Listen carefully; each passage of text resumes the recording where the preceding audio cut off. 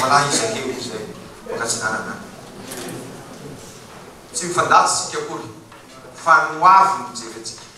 ary noavy dia mahafinaritra satria firenena iray isika mahatsapy isika fa any amin'ny lalana tsizy isoran'ity firenentsika ity maro ny singa hoentina manamarina zany fa tsy hoe tsy tia olona isika na mankala ny ranony isika tsika tsy raha fankalana olona le olona ohatra nreto ray aman-dreny lehibe mbola mijolo manakandroany soranareo tompoko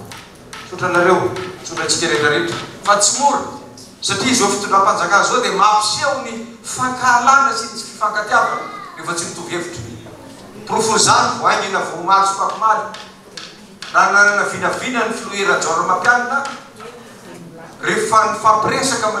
erany Afrika adiny teto anatiny a nanana vinavina hifaninana tondra ny Madagasikara eo amin'ny setra afrikana fa noho ny fankahalana noho ny tsy fitiavana noho ny tsy fanekena hoe ny olona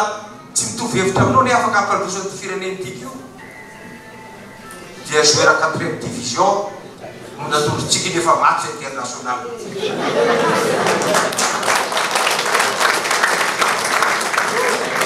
tsy milaza akory hoe mivavaky tsika ilaza fa tsy andresiny 4e division tsika fa tsy misy ko eto anao ny afaka mandainga alaiky fa vao miala eto anao a dia fantatry ny olona rehetrarehetra hoe inona kay mitondra an'izany toetra mitondra an'izany finoana firenena zany jerevo ny ao Kenya mbola iteny no namako reo mpanohatra hatramin'izay nampisy azy zany natolotry ny firenena Keniana io zany fa mijery mametraka ambony hoe hoaizy ty tanonazany